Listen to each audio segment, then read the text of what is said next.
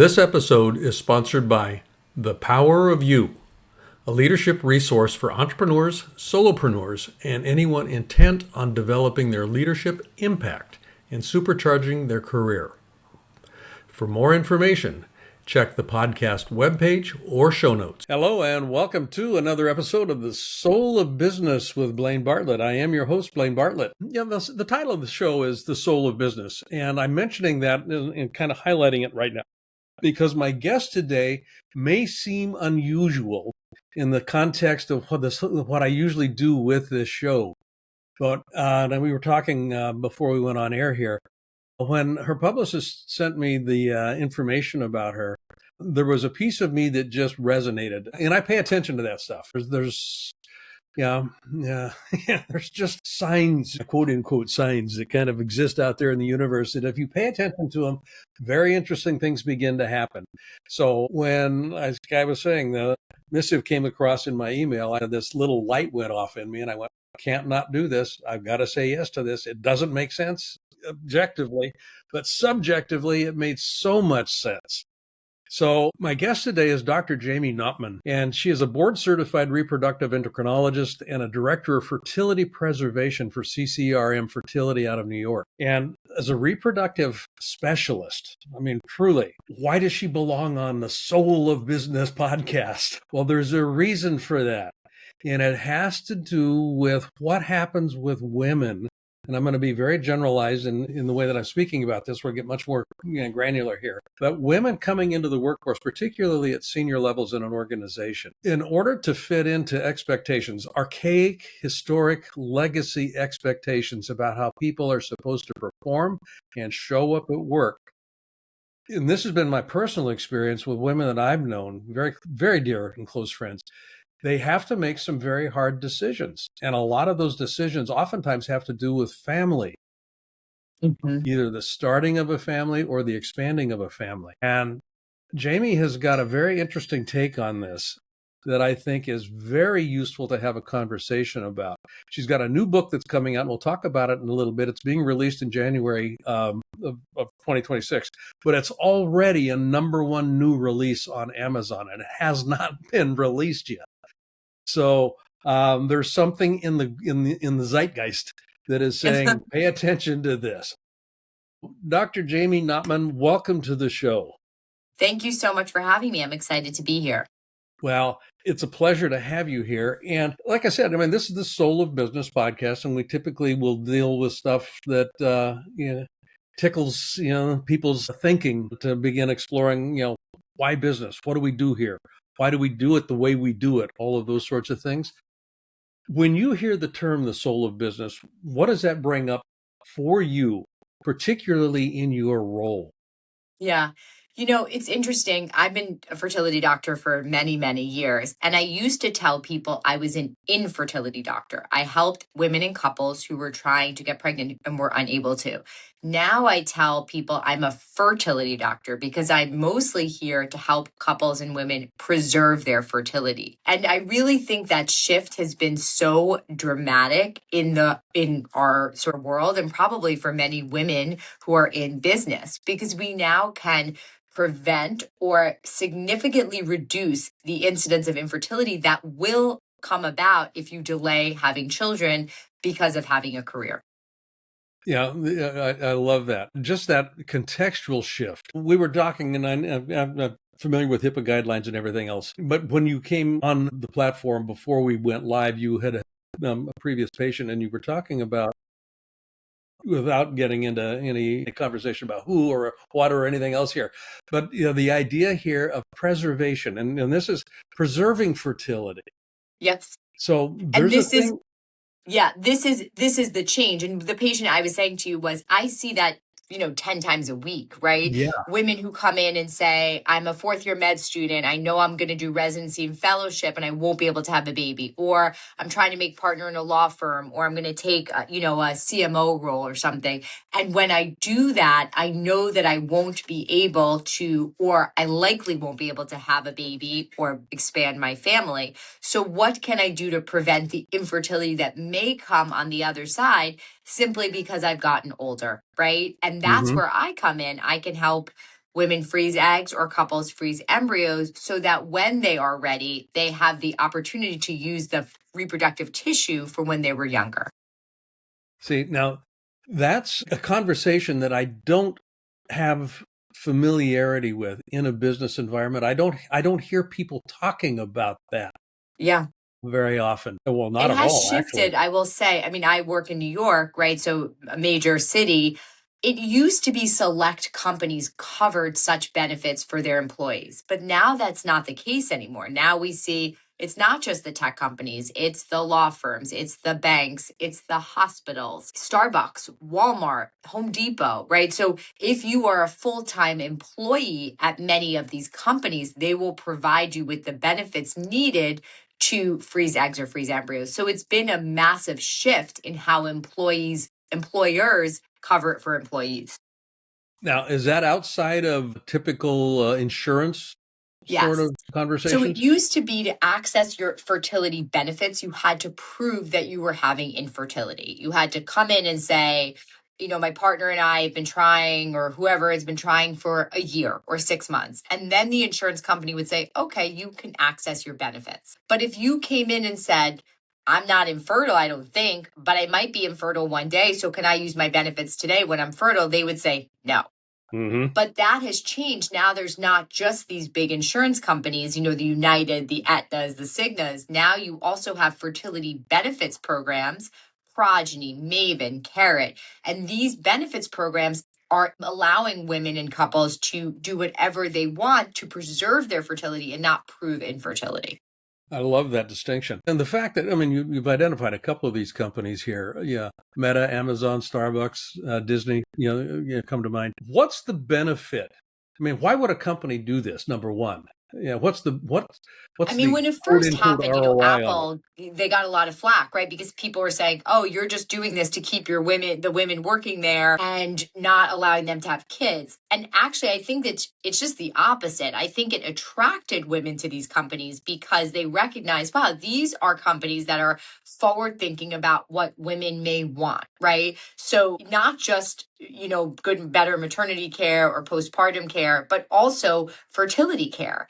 And that then trickled out, and then other companies had to do the same in order to stay in the game. I never forget, I saw a patient who worked at a law firm, and she was on the hiring committee, and she said they had to change their benefits because they were losing potential employees at these law school fairs, because people would say, you guys are the only ones that aren't offering egg freezing. I'm going here.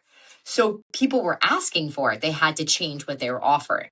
Yeah, I love that. Yeah, that shift. That, I mean, it really is a seismic shift. Yeah, Huge shift. And and it's for my role, it's so impressive to see. I'm like, wow, this has just changed the conversation. you made a comment right on the front end here: egg freezing and embryo freezing. What's the distinction? Now, this has nothing to do with the soul of business. It just is a pure No, it's curiosity a good question on question. my part.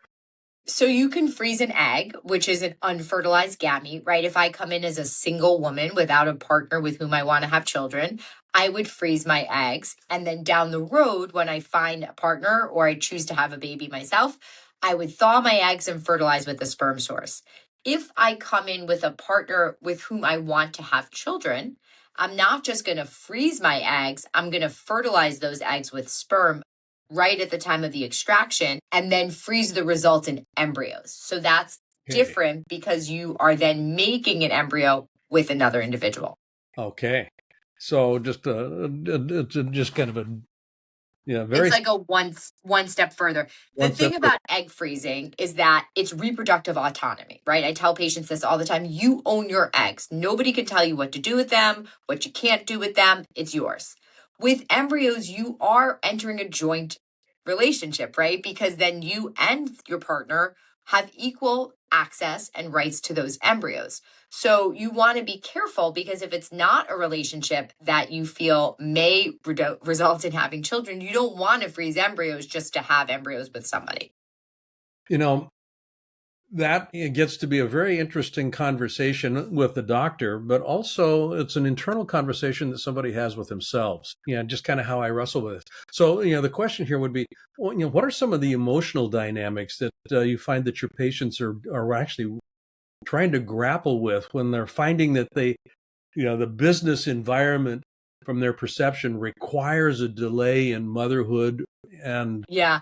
I yeah. think there's a lot of fear because I think there's fear of what might be coming, like a fear of the unknown, right? Mhm, mhm. And of wanting to maybe have it all, right? And think, how am I going to do that? So I think we have to really talk about what you want your future to look like. And listen, I can never assure somebody that their eggs are going to make a baby or that their embryos are going to, survive and be healthy, but I can reduce the chance of the negative on the other side. And so that's really where I feel like I step in. Well, you talked about having it all, and yeah, I've done enough work with inclusion and equity, and the whole DEI piece with the firms that I work with, particularly at the senior levels, and the idea that you're asking for too much. Yeah, you think you're unique and special. I mean, all of those conversations that are oftentimes not voiced, but they are informing decisions, informing attitudes, informing the ways that people position things. And there's almost a double standard in my experience. I mean, that you want too much is almost never associated with the male in the workplace.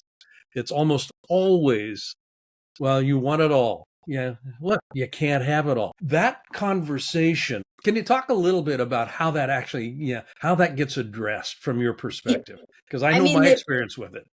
the thing for me is, listen, I'm a working mom, right? I have two daughters, and I talk to a lot of younger moms, right? Like, I'm in a different place now. My girls are a bit older, but unfortunately, you can't do everything that you want, right? If you are a mom who works, you are going to miss certain things. Now, what I always say, what I do is I'll get the soccer schedule 3 months in advance and block my calendar on the days because I know I want to go to those games, but maybe I can't go to every game, right? I'll pick the bigger games to go to. So I do think there's a balance. I also think you need a good support system. Like, I've been very fortunate that, I live close to my parents. So my mom and dad will like pinch it for a lot of things. So sometimes you have to modify what your original plan might have been, right? And say, like, I'm going to outsource, or I'm going to maybe not do this, but do that. But it takes compromise, but you can still have a career and be a parent, right? You can do that, and you could do that largely on your own timeline if you're able to plan for it down the road. Let's see that last piece on your own timeline, but it has to involve pre-planning. It does. You cannot just walk into it and say, unfortunately, we can't come in as women at 44 and say, I want to start my family and I want two children with my own eggs, because it's very unlikely that that would happen. Mm-hmm. It just biologically, reproductive, it's not possible. We have not found a way to maintain the ovaries longer than than the time period that they're going to function. I always, in researching the book, I learned back in like the 40s, women didn't live really like the average lifespan was in your mid 60s. So it was okay when the ovaries tapped out, stop working at 40. But now the average woman's going to live really into her 80s. So the Mm-hmm. ovaries stopping functioning at 40, it's a big deal, right? Because you Yep. still have so much more of your life to live. So we haven't found a way to maintain those eggs to survive for longer and longer, other than egg freezing or embryo freezing. Well, that brings up an interesting question, at least for me. As we futurecast here, what are some of the fertility innovations that you can talk about as both possibilities but also probabilities? Yeah, I mean, I think fertility is a field of medicine that's really pretty young, right? The Yeah, first it is. baby, I Yeah. always say she's my age. We were born almost like less than a month apart, 1978. So it's only 47 years that IVF has been around, right? So it's a pretty young field, but it's made massive strides over those past 40 plus years. I think the thing we're missing, which I hope I see in my career, is we have no way to tell a woman when we extract her eggs if they're healthy or not healthy, right? We can't determine viability until that egg is fertilized by a sperm. So I think that is something that intrigues me very much. And I also think the people say, like, what's the fastest moving field in medicine? I would say it's genetics, right? Because our knowledge of genes and what causes disease has exploded.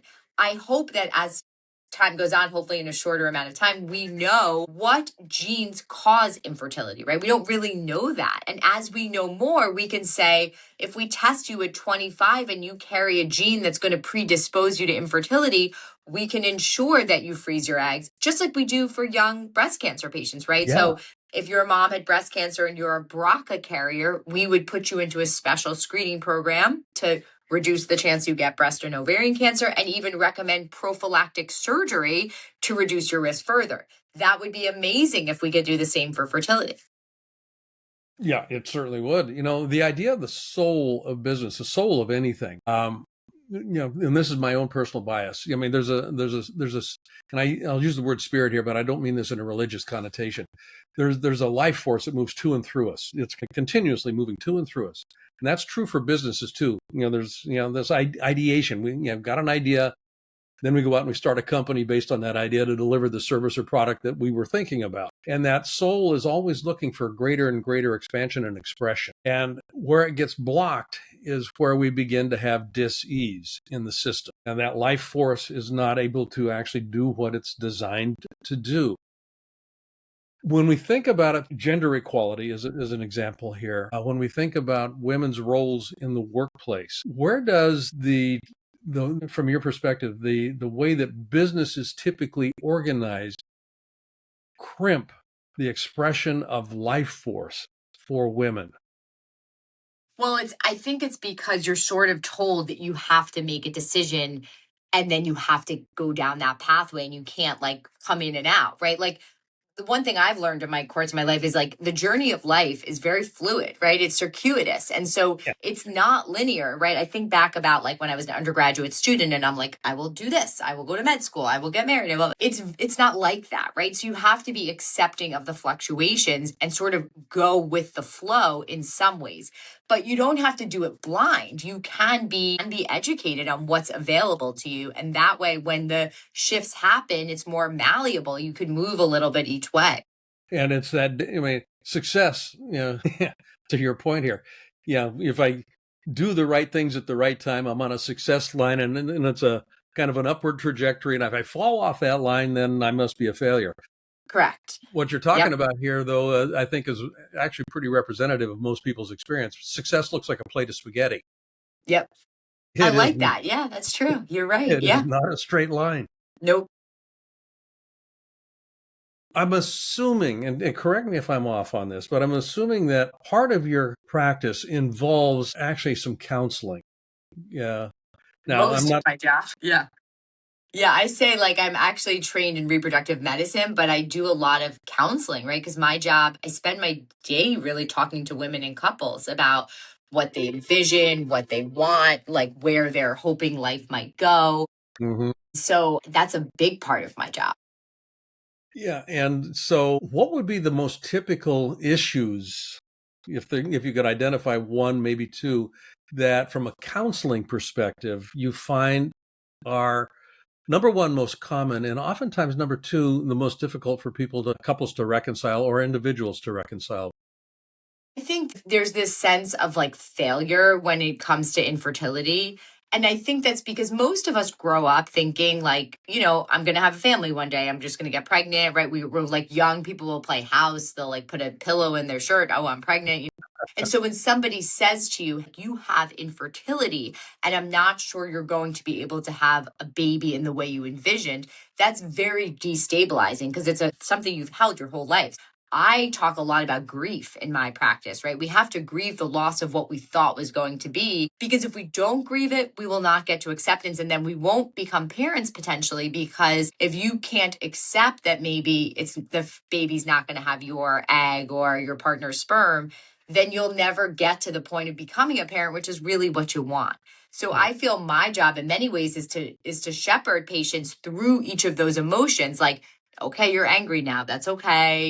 You're bargaining, you're in denial, but I can't let you get stuck there for too long. Otherwise, you're not going to get to the end, which is having a baby. Yeah.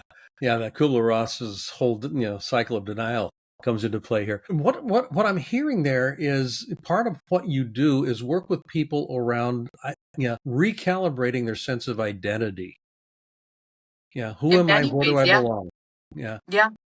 How do I? Because it's like seeing yourself, and I think it's seeing yourself or your future differently. I mean, the thing, egg freezing, when we first started doing this, our patients were much older. There were women coming in their 40s and even late 30s to freeze. And there was this sense of like, how did I get here? I can't believe I don't have a partner and I'm 39 and I have to freeze my eggs. Now it's more empowerment. Like, oh yeah, I'm 28. I'm going to do this because I can. And so it's really shifted because it's gone to the younger woman who sees it as empowering, as opposed to when you're a bit older, seeing as like, I failed, I'm here, I have no other options. That younger demographic, and it's interesting that there is a demographic shift that's occurring with this, and this is where I think your book kind of comes into play, and I'd like to talk about it a little bit. The title of the book is "Own Your Fertility: From Egg Freezing to Surrogacy: How to Take Charge of Your Body and Your Future." Particularly that tagline there: "How to Take Charge of Your Body and Your Future." Number one, what compelled you to write the book? We'll start with that, and then I've got a follow-up question in just a minute here. I joke, when I was in the second grade, I was like, I read a book about Elizabeth Blackwell and I was like, I'm going to be a doctor. I know I want to be a doctor. But in the back of my head, I always really did like to write. I was like, well, maybe I'll be a writer. Obviously, I went to med school. I did not become a writer, but I kept having these recurrent conversations with women about their fertility, about their choices, about their options. And I thought, well, maybe there's a way to marry my job as a doctor with my desire to write a book. I was very lucky. I was introduced to my collaborating author, who has now become a dear friend. And we sort of went on this journey together. And she helped me bring my thoughts to reality, right? I realized, like, at the end of the day, I'm a better doctor than I am a writer. So probably that I went the right path. But yeah, but that's sort of where it came from. And the follow-up question here has to do with, and it's particularly around the tagline, take charge of your body and your future. What's the primary message in the book? And I'm going to kind of frame this in the context of participating in a business environment. I think Where I would does say this the come into primary play? focus is probably education, right? Education. Because Okay. if we don't know what's going on in our bodies, how can we change it, right? Mm-hmm. If we don't know that we're born with all the eggs we're ever going to have and that we're going to see early, like our eggs are going to decline, we can't do anything about it. So we have to reshape the way that we think about our fertility or what we know about our fertility in our bodies. I saw this little factoid that came across, and this is, it probably has nothing to do with anything we're talking about right now, but the point that you just made, every woman is born with the full complement of eggs that she's ever going to have in her life. Correct. Yep. Okay? We're born with our eggs. Where that kind of carries out is, and see if I got this right. My mother, when she was born, so my grandmother carried my mother carried if I was a woman. Love that you said. I have said this to my girls for so long. I'm like, what I love about the female lineage, which I think is beautiful. Now, obviously, to make a baby, to create a human being, you need sperm, right? You need 23 other chromosomes. But yes, you are right. So when my mom was pregnant with me, I already had the eggs that would make my two daughters. And the same Exactly. thing when I was pregnant with them. So yes, it is. I think it's very beautiful, actually, the way I think about it. And that to me is just a fascinating statement on the magical quality of life. When I'm talking about the spirit moving to and through, it takes manifest forms. Yeah. And for me, the purpose of business is to uplift the experience of being on this planet. That's the purpose of every business, to uplift the experience of being alive on this planet, whether I'm a tree, a rock, or a fish, or a human.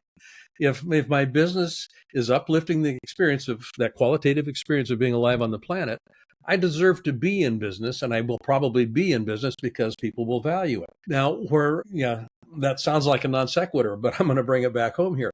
Yeah, when we begin honoring fertility in the way that it can be honored in a workplace environment, where we're not insisting that we do something that is negating the grace of and the beauty of being viable.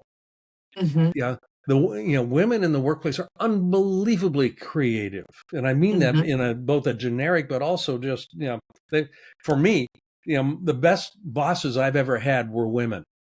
They saw things differently than I saw them. They heard different things than what I heard. And that diversity was just profound. and profoundly creative in the Yeah. workplace environment. And to be able to say, we want you here, and we're going to recognize the fact that there are elements of your life that don't resonate in my life in the same way. I'm a man. I don't have to worry about freezing my eggs. And I don't know where I'm going with this. I'm sure there's a question embedded in there, but I'll just kind of toss it out there and just ask for comment, I guess. Yeah, I mean, so if you look at like med schools, law schools, they're more than 50% are now made. Can you hear me? Yep, I can.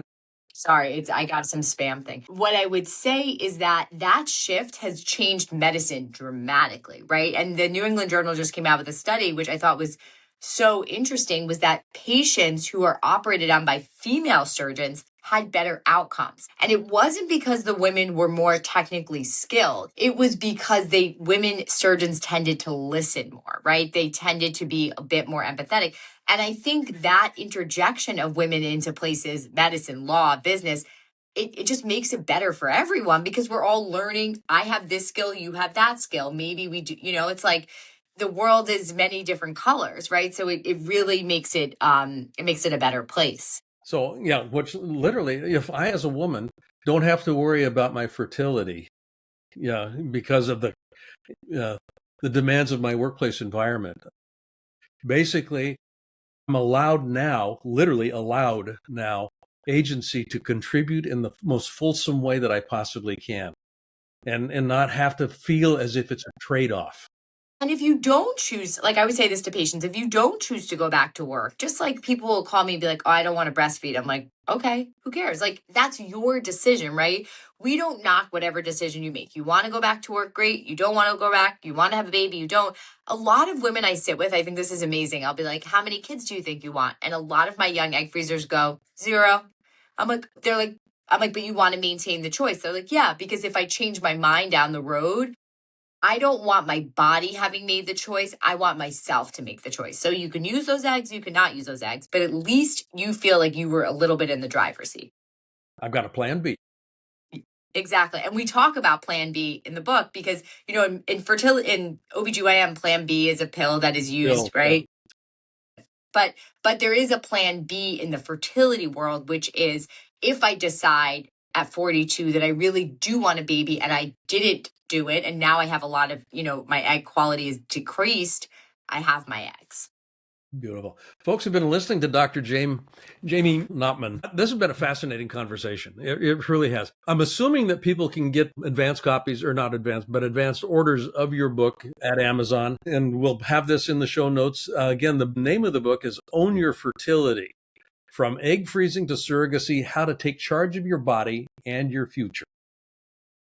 I think you're going to be well served to get a copy of that book. And I'm going to get a couple of them for my granddaughters. Thank you so much. I really appreciate it. And I feel like, we're changing.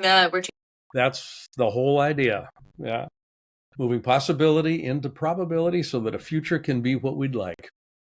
I agree. Folks, you've been listening to The Soul of Business. This is Blaine Bartlett. As always, the admonition that I close the show with is, in your life, pretend like you're a part of nature. And what I mean by that is, there's nothing in nature that serves as a center of accumulation. Everything in nature serves as a center of distribution in some way, shape, or form.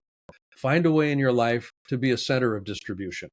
Give a hug, give a smile, give whatever you feel like you can give, but be a center of distribution. You'll find that your life works a whole lot better than when you're focused on accumulation. And until the next episode, take care. Thanks for listening. This episode is sponsored by The Power of You, a leadership resource for entrepreneurs, solopreneurs, and anyone intent on developing their leadership impact and supercharging their career.